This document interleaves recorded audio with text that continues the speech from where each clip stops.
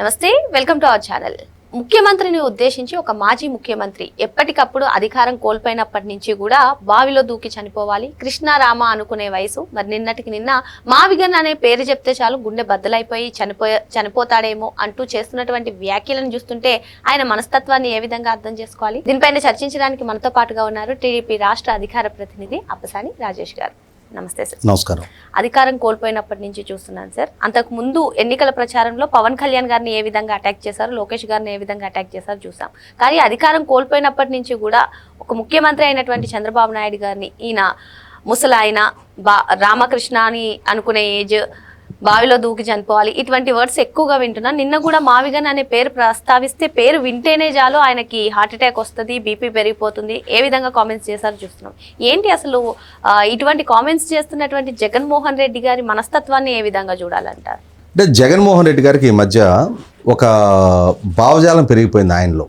2024 ఎన్నికలకు ముందు కూడా ఆయన మైకి దొరికిన ప్రతి సందర్భంలో కూడా మీ బిడ్డ మీ బిడ్డ మీ బిడ్డ అని చెప్పని ప్రజలను సంబోధిస్తూ మాట్లాడేవాడు.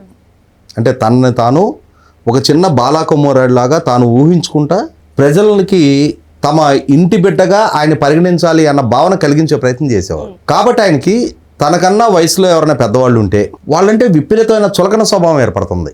ముసలైనా అని చెప్పని సంబోధించడం ఎక్కువైంది ఈ మధ్యకాలంలో. మరి అంటే ఎంత వయసు వరకు యంగ్స్టరు, ఏ ఏజ్ దాటినాలని ముసలాయనగా పరిగణించాలి? ఎందుకంటే ఇప్పుడు జగన్మోహన్ రెడ్డి కూడా ఏం బాలాకుమారుడేం కాదు, ఆయనకు కూడా 54వ సంవత్సరం నడుస్తుంది ఇప్పుడు. మరి మా యువ నాయకుడు లోకేష్ గారితో కంపేర్ చేస్తే మరి జగన్మోహన్ రెడ్డి కూడా 11 సంవత్సరాలు పెద్దాడు.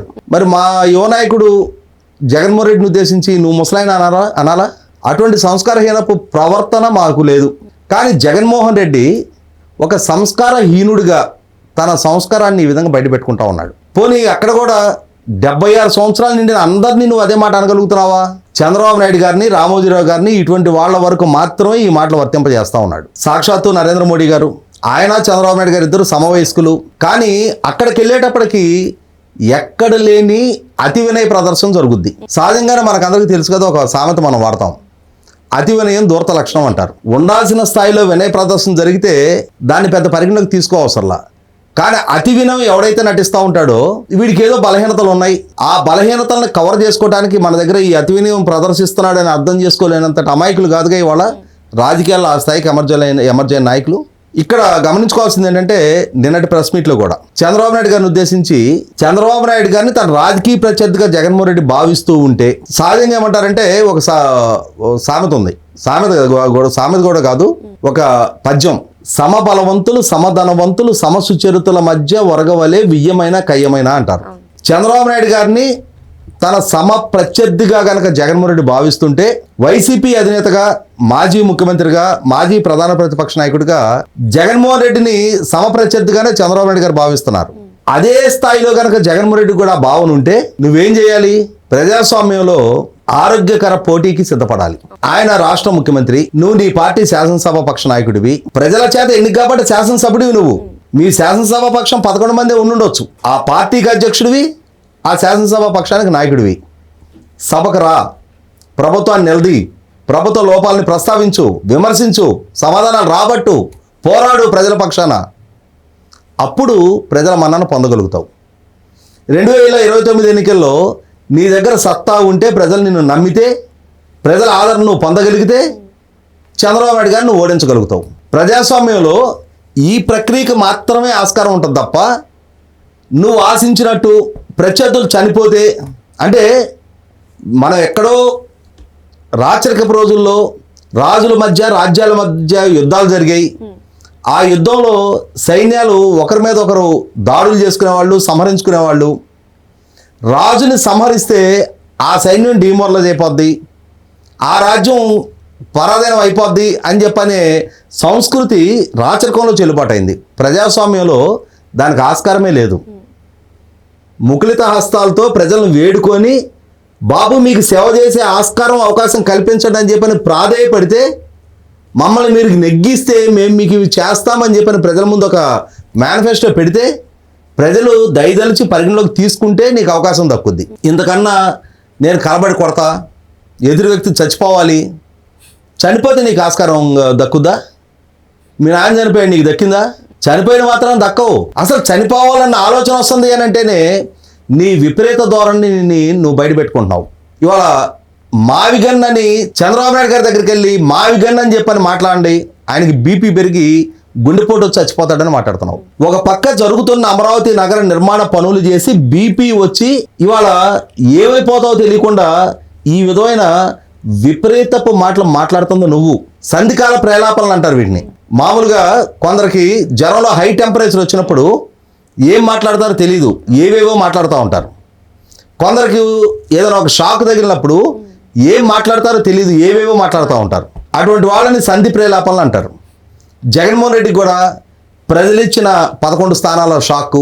ఇవాళ 164 స్థానాలతో విజయం సాధించిన ఎన్డీఏ కూటమి 23 నెలల కాలంలో దేశంలోకి వచ్చిన పెట్టుబడి ప్రతిపాదనలో 25.3% రాష్ట్రానికి రప్పించుకోవటం, 17 ఎస్ఐబిపి సమావేశాల్లో ఇప్పటికీ 11,61,000 కోట్ల రూపాయల పెట్టుబడి ప్రతిపాదనలు ఆమోదింపజేసుకోవటం, 3,000 పెన్షన్ని 19 రోజుల్లో 4,000 చేయటం, అమలు పరచలేరు అనుకున్న ఈ సూపర్ 6 ఒక్కొక్కటిగా అమలు చేసుకుంటూ వెళతాం. పోలవరం డయాఫ్రామ్ వాళ్ళు పూర్తి చేయటం, 2027కి పూర్తి చేస్తామంటాం, 2026లోనే వెలుగొండ ప్రాజెక్టు ద్వారా నీళ్లు ఇస్తామంటాం, అమరావతిని 28కి పూర్తి చేస్తామని చెప్పటం, తన జిల్లాలో కడప స్టీల్ ప్లాంట్ పనులు కూడా ఇదే నెలలో ప్రారంభింపజేయటం.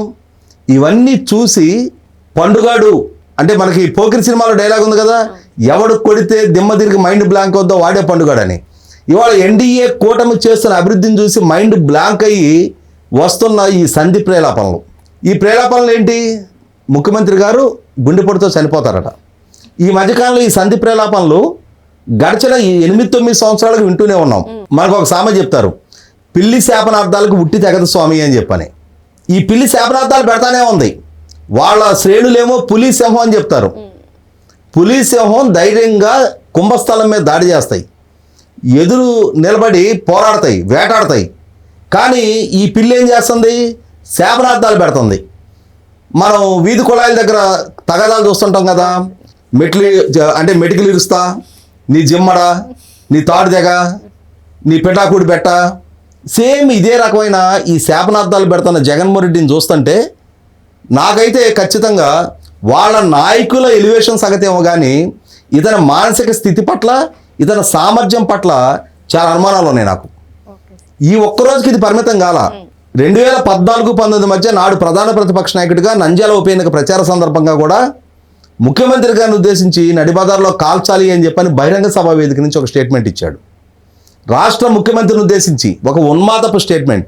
అసెంబ్లీలో చంద్రబాబు నాయుడు గారిని ఉద్దేశించి ప్రసంగిస్తా మహిళలు చెంపకి పెట్టి కొడతారు నిన్ను అన్నాడు. అనంతపూర్ జిల్లాలో ప్రసంగిస్తా రాళ్లతో కొట్టాలి అన్నాడు ముఖ్యమంత్రి ఉద్దేశించి. చీపులతో కొట్టాలి అన్నాడు, చెప్పులతో కొట్టాలి అన్నాడు. నువ్వు ముఖ్యమంత్రిగా పనిచేసావు. నిన్ను విమర్శిస్తేనే సహించలేకపోయావు, నీ ప్రభుత్వ లోపాలు ఎత్తి చూపితేనే జీర్ణించుకోలేకపోయావు.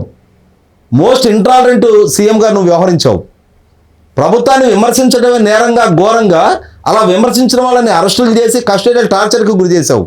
వాస్తవంగా నువ్వు ప్రదర్శించిన ఉన్మాదం, పరిధి దాటి నువ్వు వాడిన భాష, రాష్ట్ర ముఖ్యమంత్రి భద్రతని ప్రశ్నార్థకం చేస్తూ నువ్వు వ్యవహరించిన తీరు ఖచ్చితంగా చంద్రబాబు నాయుడు గారు కాబట్టి ఆయన మంచితనం నిన్ను కాపాడుతుంది. ఇక్కడ మా నాయకుడికి మేము కూడా చెప్తాం, రేపు మనం మంచితనం అనుకుంటున్న దాన్ని అతను చేతకంతనంగా పరిగణిస్తూ ఉన్నాడు. రీసెంట్గా ఈ టెన్యూర్లో కూడా బావిలో దూకి చావమన్న మాట వాడాడు. పవన్ కళ్యాణ్ గారిని ఉద్దేశించి ఇంకొక ఉన్మాదపు వ్యాఖ్య 2019కి ముందు పాదయాత్ర సందర్భంగా పెట్టిన ప్రెస్ మీట్లో, సహజంగా మనం పబ్లిక్ ఫోరంలో మాట్లాడేటప్పుడు కొంచెం పాలిష్డ్గా మాట్లాడే ప్రయత్నం చేస్తాం. ఎదురువారి కుటుంబం గురించి సంబోధించేటప్పుడు మీ భార్య, మీ సతీమణి అంటాం. కానీ జగన్మోహన్ రెడ్డి సంస్కార హీనత్వంతో పవన్ కళ్యాణ్ గారిని ఉద్దేశించి ప్రతి 4 సంవత్సరాలకి ఒకసారి కార్లు మార్చినట్టుగా పెళ్ళాలను మారుస్తాడు అనే పదం వాడాడు. అది హీరోయిజం కాదు, సంస్కారం, గౌరవం అనేది ఇచ్చిపుచ్చుకోవాలి.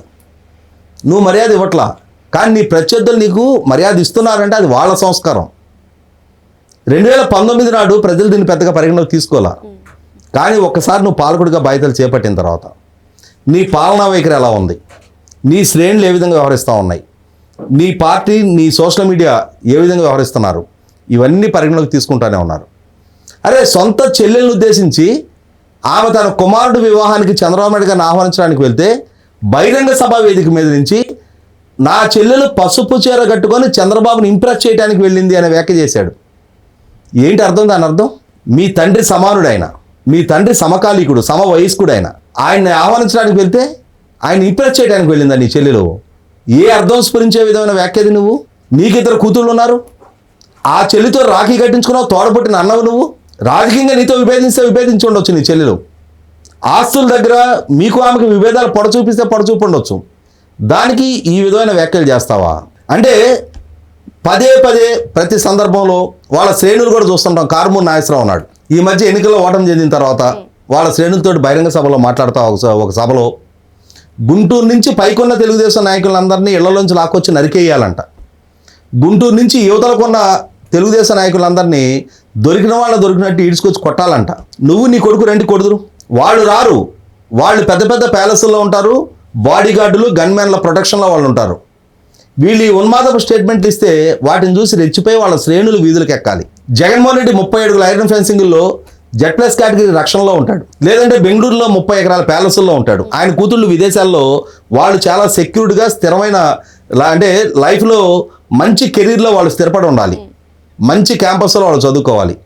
కానీ ఊరాళ్ళు కన్నా బిడ్డలు ఈయన శ్రేణులుగా ఉన్నారు అని చెప్పని, ఈయన అభిమానిస్తున్నారు అని చెప్పని వాళ్ళని రెచ్చగొట్టి వాళ్ళని ఉన్మాదపు చర్యలకు ప్రేరేపిస్తూ ఇటువంటి వాళ్ళు రాజకీయాల్లో అసలు నాయకులుగా పరిగణించవచ్చా వీళ్ళని? రీసెంట్గా అతని చెల్లంది అన్న పదానికే కళంకం తెచ్చిన వ్యక్తి జగన్మోహన్ రెడ్డి అని చెప్పని. వాళ్ళ తల్లి అంది మేనల్లుడు మేనగోడల ఆస్తులని కాజేసి మోసం చేసిన వ్యక్తి జగన్మోహన్ రెడ్డి అని చెప్పని. జగన్మోహన్ రెడ్డి నైజం గురించి ఇంతకన్నా ప్రత్యక్ష సాక్ష్యం చెప్పాలా? మాట్లాడితే ఆ రోజుల్లో ఎన్టీ రామారావు గారు చంద్రబాబు నాయుడు గారిని విమర్శించారు అంటున్నారు. తెలుగుదేశం పార్టీ క్యాడరు, శ్రేణులు, కుటుంబం కలిసి ఎన్టీ రామారావు గారితో విభేదించి ఆ రోజు పార్టీ నాయకత్వం చంద్రబాబు నాయుడు గారికి అప్పచెప్పారు, ముఖ్యమంత్రి పదవి కూడా శాసనసభ్యులు అందరూ కలిసి చంద్రబాబు నాయుడు గారికి అప్పచెప్పారు. ఎన్టీ రామారావు గారితో విభేదించేసింది పార్టీ. తనతో విభేదించిన తర్వాత ఆయన చంద్రబాబు నాయుడు గారిని విమర్శించక పొగుడతారా? మొత్తం కుటుంబం, మొత్తం పార్టీ, శాసనసభ్యులు అందరూ కలిసి రామారావు గారితో విభేదించిన నేపథ్యం, ఒక ప్రత్యేక పరిస్థితుల్లో ఆయనతో విభేదించాల్సి వచ్చింది ఆ రోజున. అటువంటిప్పుడు ఆయన నుంచి పొగడత ఆశించలేమే, ఆయన నుంచి విమర్శలే ఆశిస్తాం, ఆయన నుంచి విమర్శలే వస్తాయి. కాబట్టి అటువంటి వైరుధ్యాల సమయంలో ఆయన చేసిన విమర్శల్ని ఈ రోజుకి ప్రస్తావిస్తూ ఉన్నారు. కానీ నీ కోసం పుట్టెడు త్యాగాలు చేసిన నీ తల్లి చెల్లి నువ్వు మోసగాడు అంటున్నారు, కుటుంబ సంబంధాలకు విలువ అంటున్నారు. నీ చిన్నాయన కుమార్తె నీ పాలనా హయాంలో మీ చిన్నాన్న హత్య కేసు విచారణ జరగడానికే వీల్లేదు, నువ్వు ప్రతిబంధకాలు కల్పిస్తున్నావు అని చెప్పని విచారణ వేరే రాష్ట్రానికి సుప్రీంకోర్టు ఆదేశాలతో బదిలీ చేయించుకుంది. నీ కుటుంబంలోనే నువ్వంటే విలువ లేదు, నువ్వు మోసగాడివి అని చెప్పని నీ కుటుంబమే భావిస్తూ ఉంది. అటువంటి నువ్వు వచ్చి వాళ్ళ చంద్రబాబు నాయుడు గారికి వంకలు పెట్టు, చంద్రబాబు నాయుడు గారు అవినీతికి పాల్పడతా ఉన్నాడు, నీ దగ్గర దమ్ముంటే సరుకుంటే రా అసెంబ్లీకి వచ్చి ప్రశ్నించు. నువ్వు అడిగే ప్రతి ప్రశ్నకి సమాధానం వివరణాత్మకంగా, అక్షర రూపంలో వివరణాత్మకంగా లెక్కలతో సహా మేము వివరించి చెప్తాం. అసెంబ్లీకి వచ్చే దమ్ము లేక, పోనీ అందరు మీడియాకి యాక్సెస్ ఇవ్వక, సెలెక్టివ్గా కొద్దిమందిని పిలుచుకొని దాన్నే ప్రెస్ మీట్గా పరిగణించి ఒక వీడియో రూపంలో బయటికి రిలీజ్ చేసి దాని ద్వారా ఇవాళ ప్రభుత్వాన్ని నేను ప్రశ్నిస్తున్నా, విమర్శిస్తున్నా, ప్రతిపక్ష పాత్ర పోషిస్తున్నా అని చెప్పని నిన్ను నువ్వు సమాధానపరచుకోవచ్చు, నీ శ్రేణులు కూడా సమాధాన పడట్లేదు అనేది మొట్టమొదటి రిలీజ్ అవ్వు. మరో అంశంతో మళ్ళీ కలుద్దాం. Thank you sir.